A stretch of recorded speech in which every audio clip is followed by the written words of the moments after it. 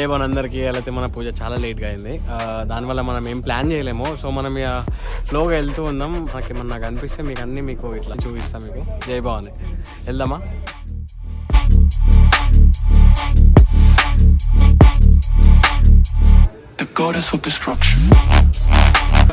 నేను కూడా first time వచ్చిన ఇక్కడ. చూడండి మీరు ప్రతి ఒక్కటి చూడండి. ఈ మాత చూడండి ఎంత బాగుంది.